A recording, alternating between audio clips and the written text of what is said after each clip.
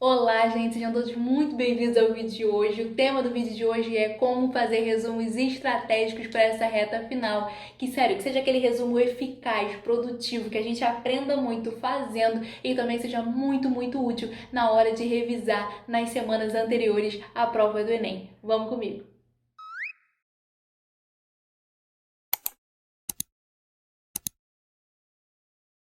Antes de tudo, se esse é o primeiro vídeo do canal que você está vendo, prazer, meu nome é Laura Nogueira. Aqui no canal eu compartilho com vocês as estratégias que eu usei até atingir o meu objetivo, que é a aprovação em Direito na Faculdade Federal e também até atingir a nota 980 na redação do Enem.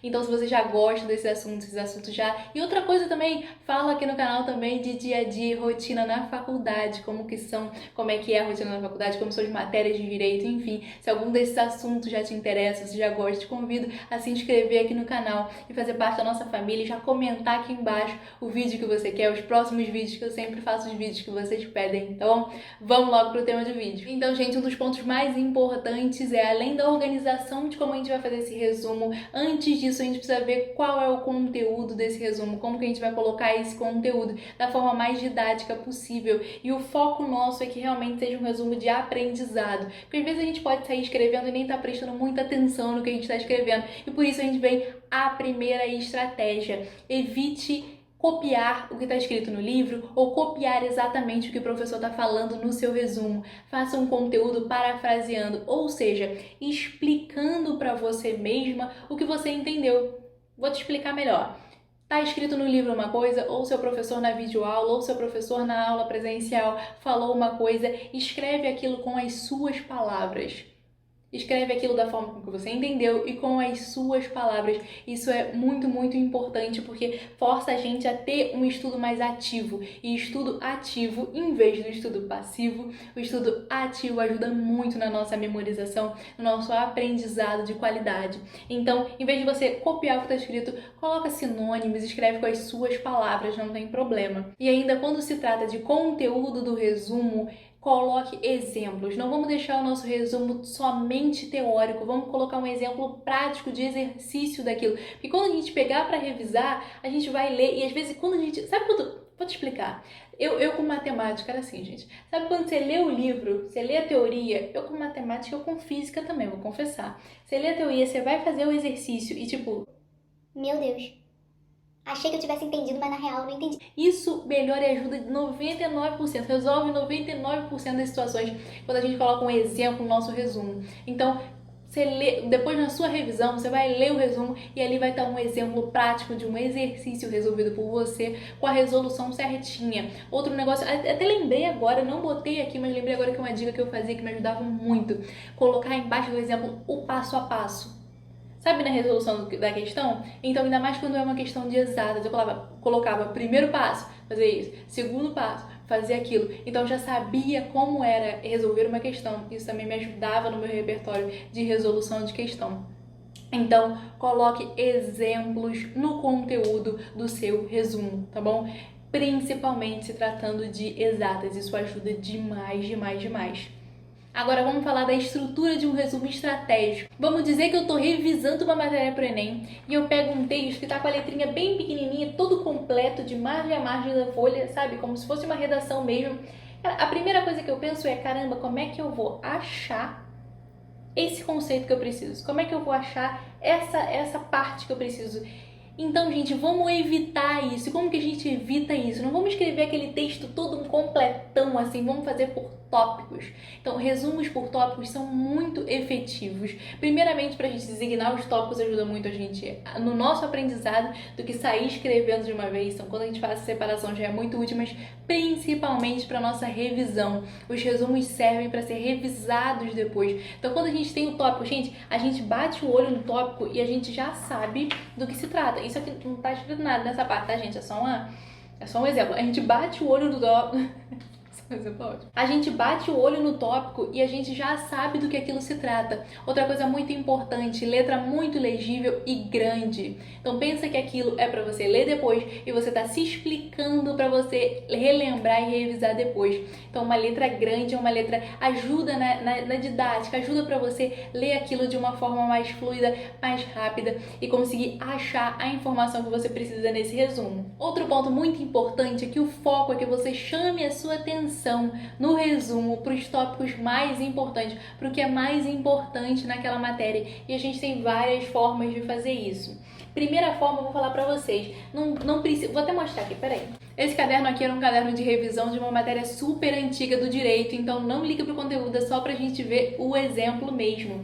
Aqui, não precisa escrever aquele texto, sabe, reto, aquele texto completo, assim. Você não precisa escrever tudo direto. Você pode colocar uma coisa do lado da outra, puxa uma chavezinha pra uma coisa que seja mais importante pra você, puxa uma chavezinha aqui de lado. Essas coisas chamam a sua atenção pro que realmente é importante na matéria. Outra coisa, nos tópicos, coloque os tópicos que são semelhantes de cores iguais. Por exemplo, o tópico de conceito, o tópico de espécies, o tópico de classificação, sabe isso? Coloque da mesma cor, porque você já sabe que os tópicos com mais importância estão da mesma cor. Então, outra coisa muito importante que é relacionada com cor é o seu resumo ter cores diferentes.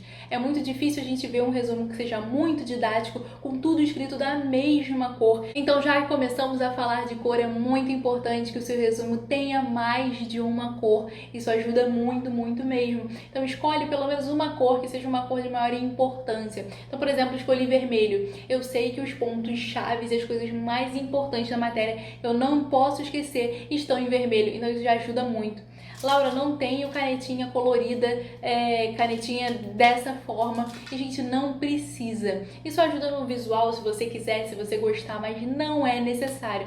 Você, um resumo assim, com essas três cores já é, 100% eficaz. Laura, eu tô escrevendo o corpo do meu texto, o texto como um todo, em azul, os tópicos em preto, e tô sublinhando e escrevendo as coisas mais importantes em vermelho. Gente, perfeito, é exatamente isso. Outro foco muito importante é a gente desenhar.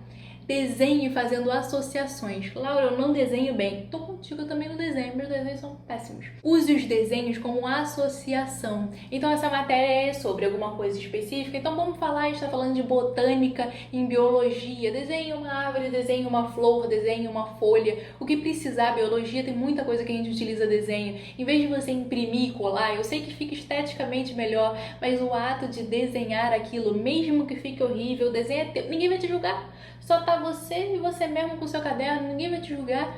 Então, o ato de desenhar ajuda muito, porque a gente está tendo, mais uma vez, um estudo ativo e não somente um estudo passivo. Então, desenhar ajuda muito, muito mesmo. Então, faça desenhos que associe, que você lembre dessa matéria. Cara, eu tô falando de alguma coisa que tenha relacionado com o oceano, eu desenho as ondinhas aqui do lado. Quando você abrir aquele resumo e você vê um título já com uma ondinha ali do lado, você já lembra, você já associa com o que você está falando. Isso ajuda bastante mesmo. Antes de eu falar aqui com vocês sobre lettering, eu queria falar sobre tópicos. Pode também usar a estratégia de tópicos numerados. Então, bota o tópico 1, tópico 2, tópico 3, tópico 4. Isso ajuda muito, ainda mais quando a gente fala em alguma coisa que tenha uma linha temporal, que tenha fatos história, geografia, sociologia, filosofia, que tenha fatos que acontecem antes, durante e depois. É muito, muito importante. Então é muito útil que a gente faça um tópico com numeração. Vê como funciona mais para você. Para mim, tópicos com numeração só funcionam em matérias como história mesmo, mas tem gente que se adapta super e isso ajuda muito, muito mesmo a diferenciar os tópicos entre si. Agora vamos falar sobre lettering. Gente, o nosso resumo realmente tem que ser atrativo, tem que ser uma coisa que a gente bata o olho e já saiba o que é, uma coisa que seja esteticamente bonita, uma coisa muito agradável, muito boa de se ver, sério, é um negócio que dá vontade da gente revisar, mas a gente tem que, antes de tudo, pensar qual é o nosso foco. O nosso foco é um aprendizado eficaz em relativamente pouco tempo nessa reta final. Então, nessa reta final, a gente não pode fazer algo que demande muito tempo. Então, vamos fazer estratégias que sejam mais certeiras, estratégias mais eficazes, certo? Então, não tô falando que é pra você não fazer nada bonitinho. Isso aí, como eu disse, tem que ser atrativo. Então faça o que você conseguir fazer de mais atrativo, que te chame atenção em pouco tempo, que isso não prejudique o seu aprendizado. Tem muita gente que faz muito, isso é um alerta que eu queria deixar aqui pra vocês. Às vezes a gente fica se comparando com o outro. Já me mandaram mensagem falando: Laura, eu vi uma foto da menina do mural, cheio de lettering bonito, com todas as explicações, com todos os cards, as fichas, enfim, e tô me sentindo pra baixo, eu não consigo dar conta, não consigo fazer isso tudo, e a pessoa estava se comparando, certo? Então, gente, isso não quer dizer nada, a gente tem que focar no nosso aprendizado. Então, pensa primeiro em fazer uma coisa que seja e traga resultado pra você, é exatamente isso.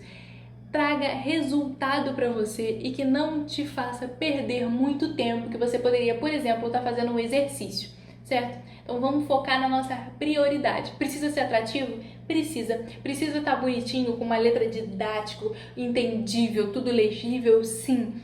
Agora, não vamos perder muito tempo com coisas que não são necessárias para o nosso aprendizado. Então, isso é muito, muito importante. Faça o máximo que você puder, que deixe o resumo da melhor forma, da forma que você mais goste, seja mais eficaz para você. E se eu tô lembrando, o que for mais eficaz para você. Laura, eu nem fazia lettering, nem gosto, nem me importo com isso. Então, tranquilo, só deixa o mais didático possível, o mais atrativo possível. Agora, se você já tem uma tendência, como eu, a tentar fazer um lettering, um negócio mais escritinho, mais demorado, e eu que ainda não sei, gente, não sei fazer, eu fico demorando décadas, aí eu faço uma letra, pago, faço outra letra, pago. Isso me faz perder muito, muito tempo. Se você já domina a arte, você faz, rapidinho aquele lettering de título, tranquilo 100%. Então é isso, gente. Faça o resumo de uma forma atrativa, pense nessa estrutura, não esqueça do exemplo. Os exemplos são muito importantes para dar um exemplo na prática, para ajudar os tópicos, os pontos chaves, cor padronizada por importância. Esses são os maiores focos para a gente aprender na hora que a gente está escrevendo e também aprender e revisar e achar tudo certinho na nossa hora de revisão, nas nossas semanas anteriores ao Enem, tá bom? Então é isso, gente. Eu espero muito que vocês tenham gostado. Um beijo e até o próximo vídeo.